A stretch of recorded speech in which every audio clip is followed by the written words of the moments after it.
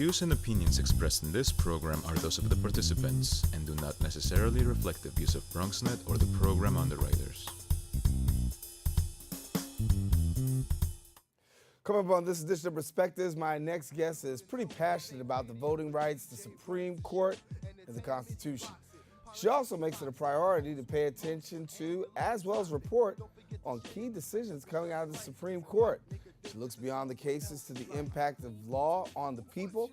Plus, we talk with her about midterm elections, voter rights, President Donald Trump, and a whole lot more. You don't want to miss this. You're watching Perspectives with yours truly, Daren Jaime. What's on your mind? Let 'em know. What's on your mind? What's on your mind? Let 'em know. Anything relevant to life, you bring it to the table. Whether you make a move solo or a movement with a stable. No fables, you speak on your decisions. Cause in the long run, it's your voice, your views, your vision. Keeping it real with many messages for you to know. This ain't radio, but DJ runs the show. Entertainment, he rocks it. Politics, he locks it. The host with the most would handle any topic. Don't forget to share your perspective which shines a light. Cause it might make a difference in someone else's life. Make a difference. What's your perspective? Express what's in your heart and your mind. Share your perspective. What's your perspective? Well, my next guest is a professor of constitutional law at John Jay College. She's also a writer, a civil rights attorney, and the founder of the Law and Policy Group.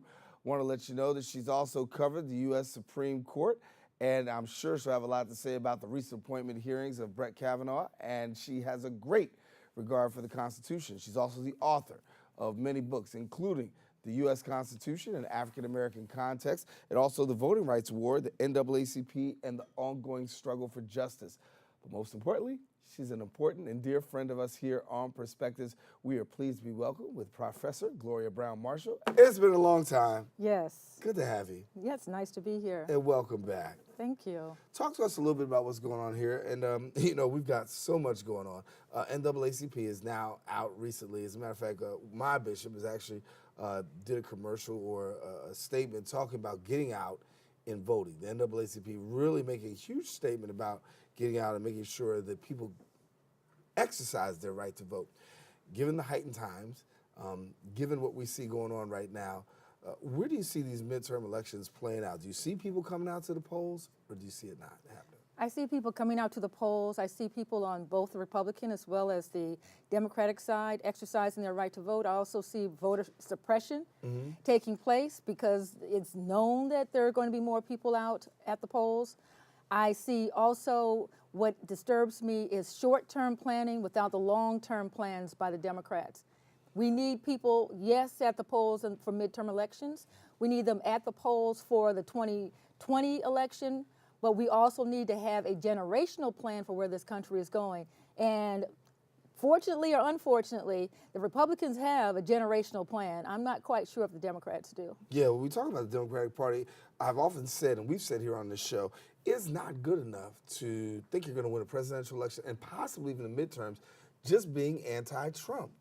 It seems as though there's not a real platform except for to really just go against the things that the president is doing right now. Well, the Democratic Party is a big tent party. Immigrants, citizens, gay, black, female, all of these different class issues, all of those fall under the big tent. But you can have a big tent with a lot of diversity and still have core values that are part of your political platform. And I think that the Democratic Party has had trouble trying to decide what those core values are. But I think they're there. But their difficulty is in articulating them. So you can have a Republican Trump, and even before Trump, they could come up with a soundbite that would rally their troops on the conservative side. Now, whether or not it was the moral majority, something that was cute, to the point, not always truthful, but it was something that had the core of their values. And the Democrats have had a very difficult problem just articulating their core values in the soundbite necessary in the 21st century. Give me about voter suppression, because we're talking a lot about that right now. Democrats are really banking on the fact that you'll get more people out to the polls. Republicans are saying, listen, you know what, we're charging our people up to come as well. But as we continue to report stories across the United States of people who are continually fighting against voter suppression. Give us your take on it, and obviously there's great history here. There's great history, and most of the history is, as my book title states, this is a voting rights war. The war is an ongoing, intergenerational, centuries-long war with a lot of battles that rise up, bloody battles, and then you see a lot of information around voter suppression, and then it dies down again, but the suppression is always there. And it takes like different forms. Initially, it was literacy tests where people had to take a test, certain people, people of color, before they could vote. It was the exclusion of Native Americans who didn't become citizens under law until 1924. So they could not vote in a lot of the national elections until after 1924. You had people who have been excluded along different lines. Women, for example, couldn't vote until 1919, 1920.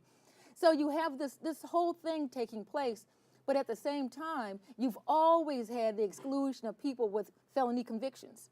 Right. So that hasn't ended. That started right after the slavery was abolished in the ratification of the 13th Amendment in 1865, where it said basically that slavery is abolished except as punishment for a crime. And that's when they started the mass incarceration of people of African descent. And with that, felony conviction, they said, well, you're no longer qualified to vote because you have to be of good standing to be able to vote. And each state decides what good standing is. And so these states, in order to suppress the black vote, would say good standing means you have to not have a criminal conviction. And so this has always been there, and it's called a civil death. So you have these people who have done with their time, they're out, and they still don't have the right to vote. But on the other side, you have power in that. And I'm putting forward here on your show that there should be a political action committee of people who have been disenfranchised based on criminal convictions. Because once they get out, they should raise money, they should have their voices heard, and they should then turn around and try to decide what criminal justice policies should be. Another suppression. One is that you have to have a certain ID. Right. In certain states, you have to have, and it started in Mike Pence's state of Indiana, and it found that state, as long as it's not racially based, can have, requirements for photo ID. Doesn't sound bad, does it? Except when you think about the fact that then when conservatives got into these state offices, they started closing the places where you could go to get the state ID. They started limiting the time period when the office would be open and putting them in the most ridiculous places where there's no public transportation, requiring people to have to leave their jobs and go out to these offices, and they had to have government ID in order to get the government ID. So all of these things are happening, once again, is voter suppression. They change or they're the same historic type, but at the same time, the end result is certain people are not going to be voting. I'll come back with more with Dr. Gloria Browne-Marshall. We'll talk a little bit more about Supreme Court nominee, now Judge Kavanaugh, and we'll talk about that hearing and what that feels like. Let's talk with you in a minute.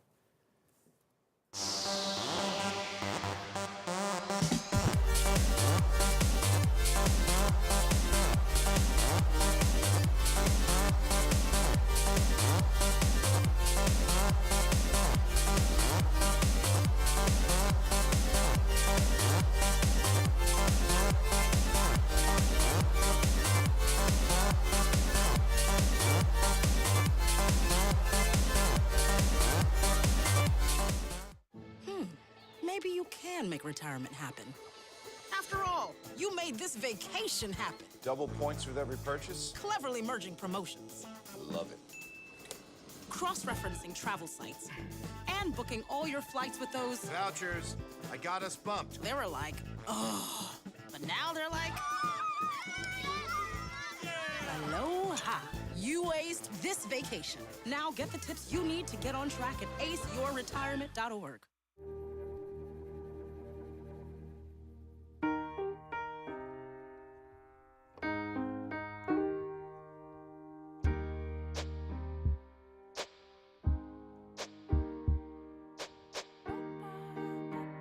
And I can't change, even if I try, even if I wanted to. My love, she keeps me warm. She keeps me warm. She keeps me warm. She keeps me warm. She keeps me warm. She keeps me warm. We are neighbors and best friends. I love my sister. My heart doesn't see race. Love is love. Our family is no less than any other family.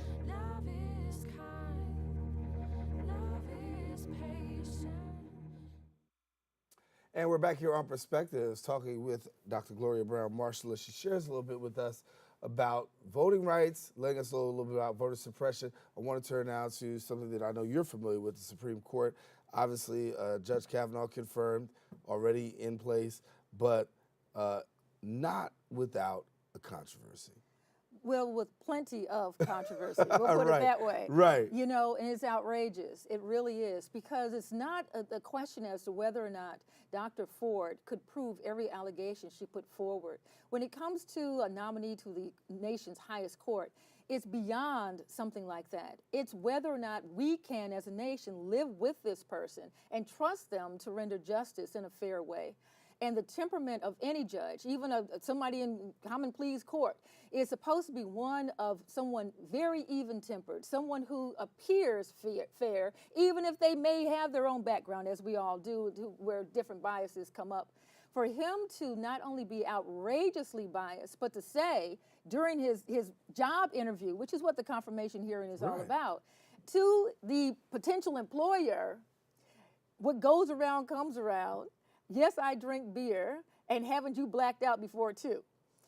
What job, even if you're going to McDonald's, it's like whatever job it goes, and I have nothing against people working at McDonald's. I'm looking at it, if you go to McDonald's and say, I don't like hamburger, it's gonna be kind of difficult for you to work around hamburger. If you go to McDonald's, if you go to the U.S. Supreme Court as a nominee, and you say that this is a plot by the Democrats, then it's going to be very difficult for you to be fair when it comes to issues involving Democrats, fair when it comes to issues involving women, especially issues in criminal justice that may involve sexual assault.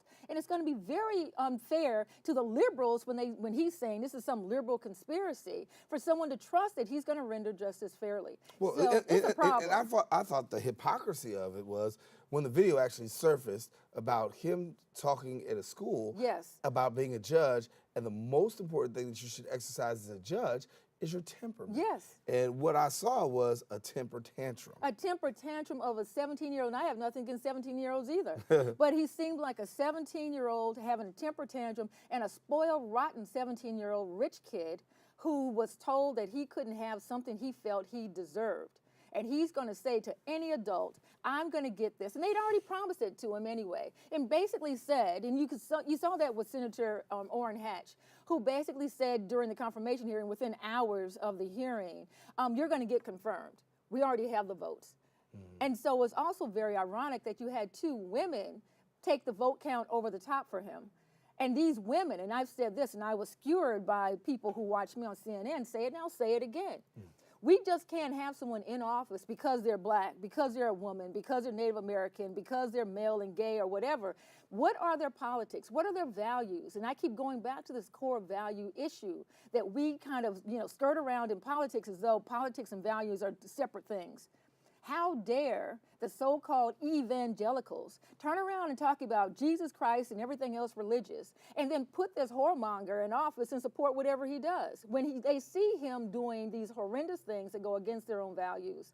These things may sound very, I guess, strict. Over the top to some. Over the top to some. But it's real. But what I'm saying is not just real. It's what has been said to us for the last 30 years about what certain groups are supposed to expect. Women are supposed to expect, they're saying, I want a female candidate. They're not just saying, I just want somebody who's a woman, because you can have a Margaret Thatcher candidate. They're saying they want someone who's going to support issues that are important to women.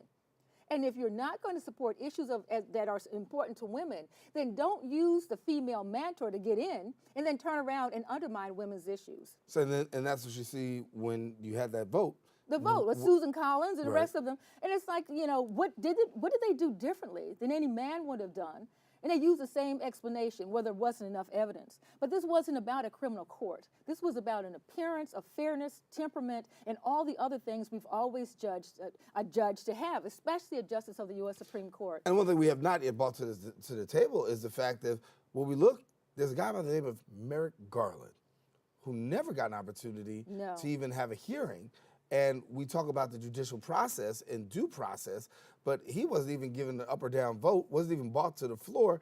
But then when we look at Kavanaugh, we understand, yes, he gets to the floor, and not only does he get to the floor, they get to the point we're going to vote, make this, then take the vote, they take the vote, and this all happens very quickly before November. How much does Kavanaugh play into what we see in November? What we see in November on both sides, for one, remember, Kavanaugh was selected.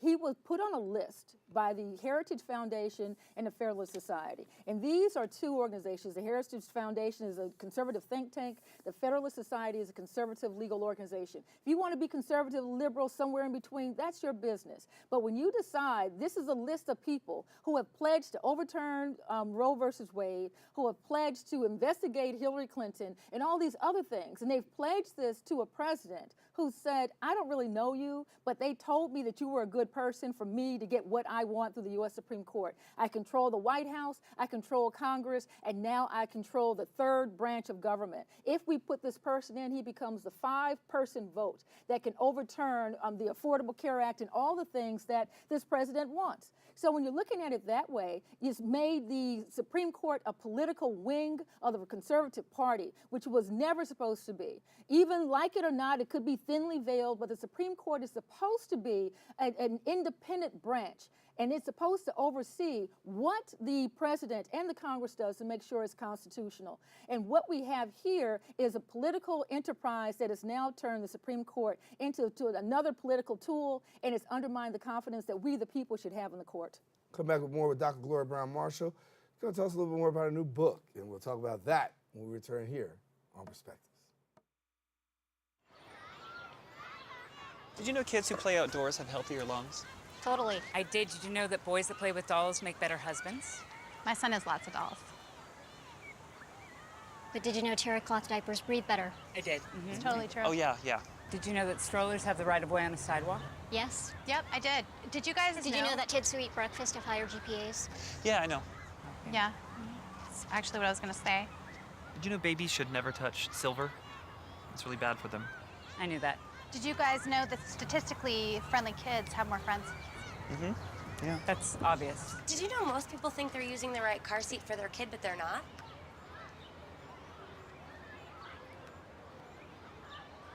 Parents who really know it all know for sure that their child is in the right seat at the right age and size.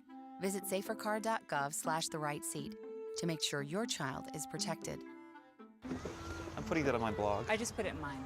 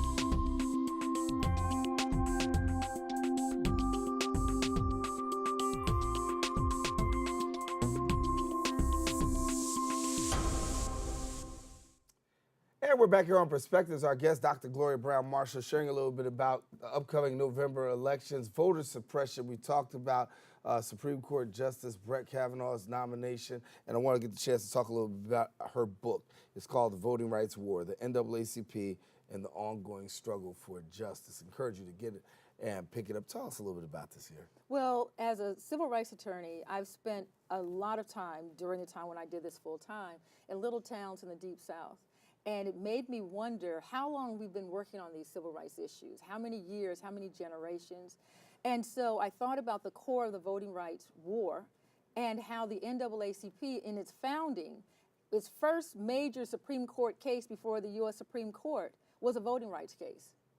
So when you have that first case and you have them being in the game so long, to me, that entity, the NAACP, was the story. It was the train that can go forward, and it tells me what's been going on, the ups and downs in the voting rights war. So for people who want to get a copy of it, what do they do? What do? They go on to wherever you go to get your books. Normally, you go to your bookstore and ask them to put it on the shelf. I'm going to be at Weeksville this evening, and I'm going to be at the Schaumburg on November 1st. I'm going to Houston. So it's, during this time leading into the midterm elections and hopefully beyond that, because I said before, there has to be a long-term plan for what we want. There has to be more political action committees where people can put their money and their efforts in the one place. There has to be a strategy. What do we want? What do we want intergenerationally? In the year 2045, this country is going to be majority people of color. And there are people right now on the conservative side who are so fearful of this, that they're willing to do almost anything to maintain their political, social, and economic power, fearful of what these other people may do. So if they know they have to have a generational plan for 2045, where is the generational plan for people who believe there should be a sharing of wealth, a sharing of political power in 2045? And I want to double back to where I was in the beginning of the show, because when you talked about voter suppression, we understand in communities of color, and particularly when we talk about immigration and why immigration is so important, it's not just about Mexico, it's not just about these open borders, it's also about the fact that there's an understanding that the Latino population, according to the census, will rise up tremendously in the years to come. Hence why you see now more people trying to get involved with these voter suppression tactics. It's the African American community that's really harping and yelling right now, but the reality is it's communities of color. And communities of color, as well as other allies. There's so much that the Latin American community, the Spanish American community can learn from the African American community civil rights movement. The same way the African American community learned from the labor movement.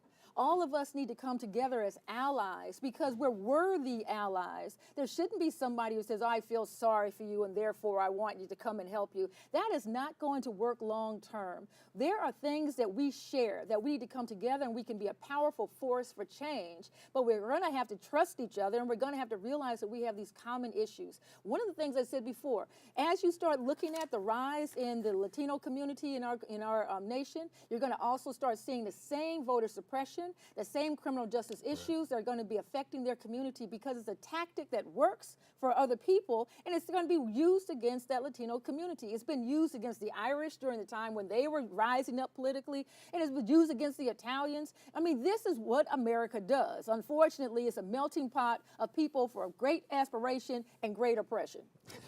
Great aspiration and great oppression. You said something right there. Listen, I want to let people know exactly. They can check you out because you're on the radio as well. Yes, I'm on WBAI 99.5 FM, WBAI.org on Tuesday mornings, 9 a.m. to 10 a.m. My show is Law of the Land. Law of the Land, 9 a.m. on WBAI. And we see you give a guest commentary across the nation. I saw you on CNN.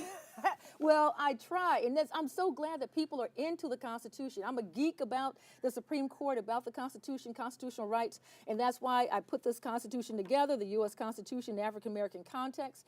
I want people to understand the Constitution is our document, and if we don't understand it, somebody's going to use it against us, and they are going to interpret it the way they want it to be interpreted. And so we need to understand our rights and understand what the Constitution means to us. It's a contract, and we need to understand the terms. I got to get to this question. Particularly in the African-American community, the conversation continues to be had. The Constitution says that we are African-Americans, 3/5.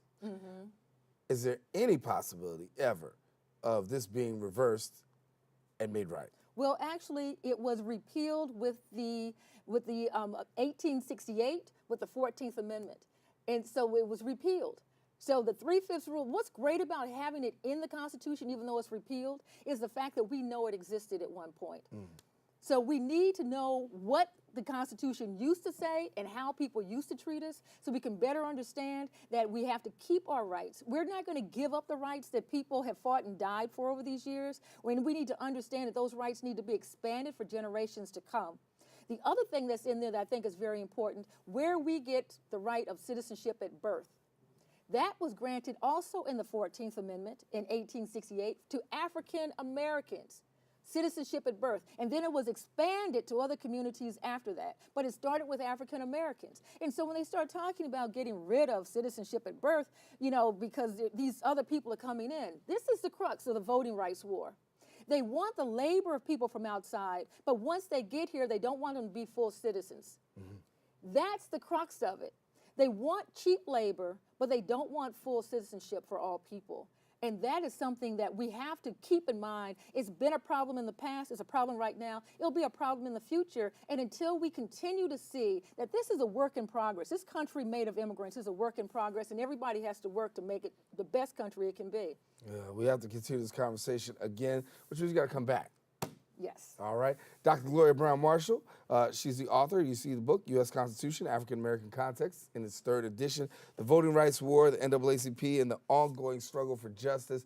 Just two of her writings that you can really pay very close attention to and get uplifted and get some information and revelation and inspiration through this, because it really is. When you talk about the issues at hand, you need somebody who's really in expertise in that area, and she is one of the experts in this area, and it's her passion, and you can tell that. And certainly if you want to find out more, be sure to go ahead and check her out. And once again, the radio show is on WBAI, and what days? On Tuesdays at 9 a.m., Law of the Land with Gloria J. Browne-Marshall. There you go. All righty. Well, that about wraps up for this edition of Perspectives. I am Daren Jaime. I want to thank you for watching.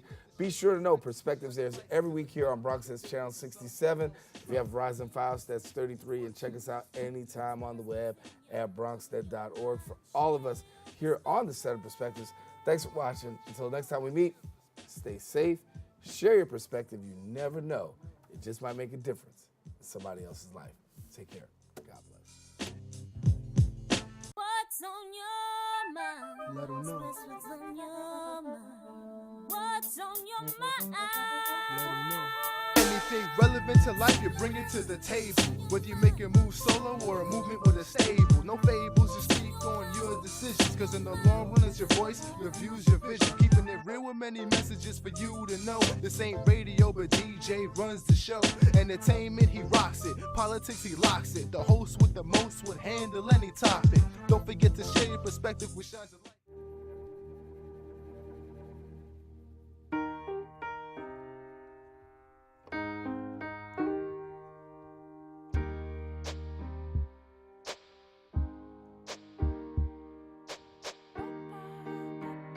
And I can't change, even if I tried, even if I wanted to. My love, my love, my love, she keeps me warm. She keeps me warm. She keeps me warm. She keeps me warm. She keeps me warm. She keeps me warm. We are neighbors and best friends. I love my sister. My heart doesn't see race. Love is love. Our family is no less than any other family.